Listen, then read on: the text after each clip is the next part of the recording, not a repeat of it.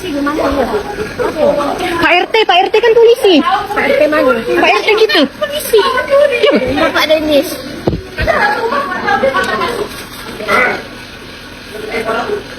Ya Allah, kasihan Om tuh berdarah. Kayak itu dengar kan kayak itu tuh tangga sebelah. Kayak itu lari ke atas, kalian nengok sini udah ramai dah. Halo guys, balik lagi dalam channel gua. Guys, hari ini gua akan menceritakan satu kasus pembunuhan yang terjadi di wilayah Kuburaya, Kalimantan Barat. Wanita ini telah ditikam sebanyak 8 kali. Bagaimana kronologi dari kasus pembunuhan ini? Yuk kita simak videonya.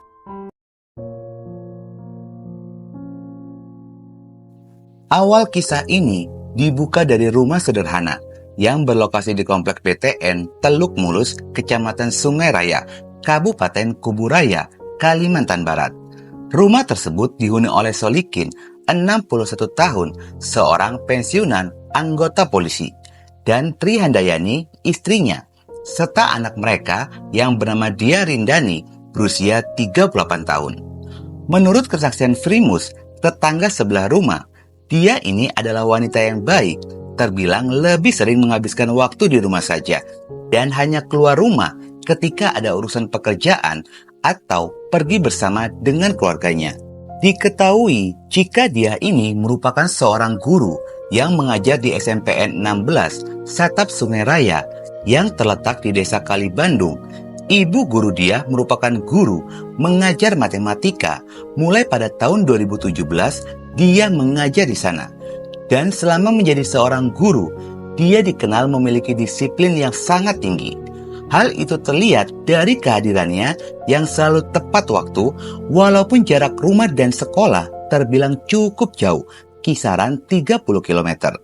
Selain itu, sebagai sosok guru, dia dikenal guru yang rajin, baik, dan juga ramah. Sehingga dia merupakan guru favorit yang sangat disayangi oleh anak muridnya. Sebenarnya, pada tahun ini, ibu guru dia telah terdaftar dan sebagai kandidat untuk kenaikan jabatan dan sudah pada tahap pemberkasan. Namun sayangnya, rencana kenaikan jabatan itu pun harus sirna dan hancur dikarenakan kejadian pembunuhan yang membuat ibu guru dia kehilangan nyawa dengan 8 kali luka tikaman pada tubuhnya yang membuat luka mendalam bagi siapapun yang mengenal sosoknya.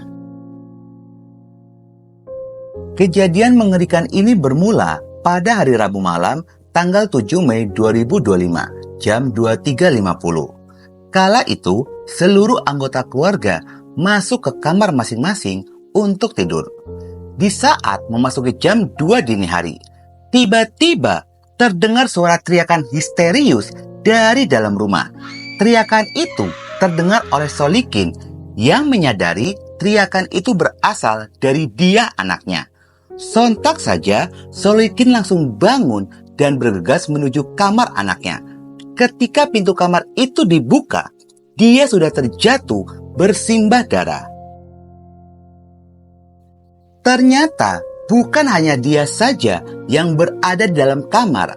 Solikin pun mendapati ada seorang pria sambil memegang badik di tangannya yang telah menikam dia anaknya. Naluri seorang ayah pun muncul. Solikin segera melindungi anaknya dengan menyerang pelaku penikaman itu hingga terjadi pergulatan di antara mereka berdua yang membuat Solikin sempat terluka akibat sabetan sajam dari pelaku. Tetapi hal itu tidak membuat Solikin menyerah dan terus menyerang pelaku. Pada saat kejadian itu, Tri Handayani menyaksikan secara langsung kejadian tersebut dan hingga akhirnya Solikin berhasil merebut badik dan melumpuhkan pelaku lalu memiting kepalanya. Tri Handayani menuju tubuh dia anaknya lalu memeluk sembari menangis dan berteriak meminta pertolongan. Teriakan itu pun terdengar oleh tetangga sekitaran yang bergegas berlari menuju sumber teriakan. Tetangga sekitaran pun segera membantu Solikin dan menangkap pelaku, lalu diikat tangan dan kakinya. Pada sisi lainnya, kondisi dia pada saat itu masih hidup tetapi mengalami pendarahan hebat akibat luka tikaman. Tetangga bersama dengan keluarga segera bertindak cepat dengan membawa tubuh Dia menuju ke rumah sakit Kartika Husada. Ibu guru Dia sempat menjalani perawatan dari pihak rumah sakit. Namun sayangnya, takdir berkata lain. Nyawa ibu guru Dia tidak dapat diselamatkan akibat luka 8 kali tikaman yang melukai beberapa organ vital seperti kepala, leher, dan juga dadanya.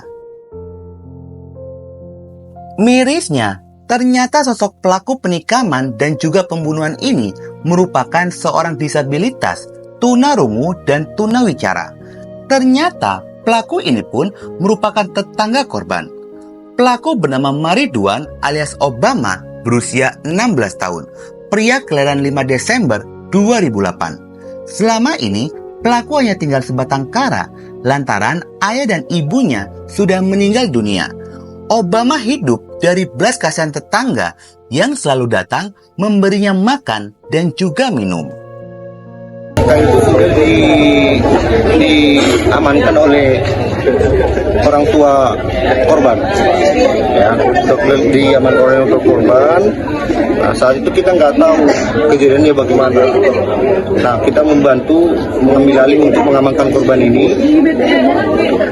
Setelah itu bapak yang si ayah korban ini baru mengatakan bahwasanya di dalam itu ada korban anak saya sudah ditikam. Salah satu orang yang sering memberikannya makan kepada pelaku adalah korban Dia. Dia memang dikenal memiliki kelembutan hati dan suka menolong. Sehingga melihat kondisi Obama yang hidup sebatang kara mengetuk hatinya. Yang membuat dia sering memberi Obama makan dan minum untuk membantu Obama bertahan hidup. Terlebih Obama ini seorang disabilitas. Namun sayangnya, kebaikan dia dibalas dengan penikaman yang membuatnya kehilangan nyawa. Sementara itu, pihak kepolisian pun sedang menggali motif pada pembunuhan ini, yang ternyata ditemukan fakta jika motif pada kasus pembunuhan ini adalah pencurian yang disertai dengan kekerasan. Dan memang pelaku ini pun sudah beberapa kali ketahuan melakukan pencurian oleh warga. Tetapi dikarenakan melihat keterbatasan yang dimiliki oleh pelaku, warga lebih memilih memaafkan perbuatan pelaku ini. Entah apa yang ada di dalam pikiran pelaku pada saat itu, yang melihat korban dia sering memberikan bantuan kepada dirinya, yang mendorong pelaku untuk melakukan pencurian di rumah korban. Pada hari Kamis tanggal 8 Mei 2025 jam 2 dini hari, pelaku datang melalui belakang rumah korban dan memanjat dinding rumah korban, lalu mencongkel jendela rumah korban dan masuk ke dalam rumah menuju kamar korban. Di saat pelaku ini berada dalam kamar korban dan hendak melakukan pencurian, aksinya itu diketahui oleh korban yang terbangun dari tidurnya, yang membuat korban ini berteriak lalu melawan pelaku. Pelaku yang panik berusaha menghentikan perlawanan korban. Pelaku menikamkan badik pada leher dan dada korban hingga total sebanyak 8 kali. Yang akhirnya penikaman itu pun dihentikan oleh Solikin dan menangkap pelaku. Pada pengungkapan kasus ini agak berjalan lambat dikarenakan pelaku yang masih berusia 16 tahun, anak di bawah umur, dan seorang disabilitas. Sehingga pada saat dilakukan pemeriksaan, dibutuhkan seorang penerjemah bahasa isyarat agar mengerti apa yang akan disampaikan oleh pelaku terkait pada kasus pembunuhan ini. Selain itu, pelaku pun akan menjalani pemeriksaan terkait kesehatan mentalnya. Baik, soal saya kenal tuh, pokoknya nggak bisa ngomong lah, anaknya yang baik lah pokoknya. Hal itu dilakukan oleh polisi bukan tanpa alasan. Lantaran beberapa hari sebelum terjadinya pembunuhan, pelaku berteriak-teriak pada malam dini hari.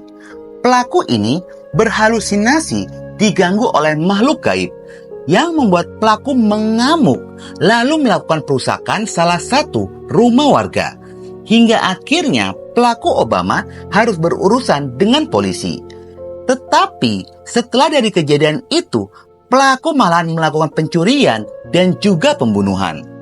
Dengan adanya kesaksian itu, pihak kepolisian pun memutuskan untuk melakukan pengecekan kesehatan jiwa dari pelaku. Sehingga polisi bisa mengambil langkah. Jika pelaku ini kejiwaannya dalam keadaan sehat, maka pelaku akan diproses hukum. Namun polisi belum bisa memastikan pasal apa saja yang menjerat pelaku. Untuk sementara, pencurian disertai dengan kekerasan dan pasal pembunuhan, sehingga pelaku ini terancam pidana 20 tahun.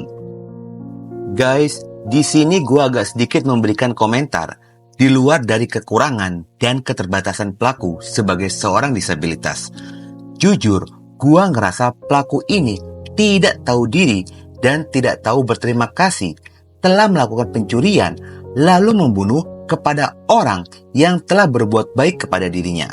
Mari kita doakan semoga korban diampuni segala dosanya dan mendapatkan surga kelak di akhirat nanti. Oke guys, sekian dulu video gua hari ini dan jangan lupa ikuti terus video gua. Oke?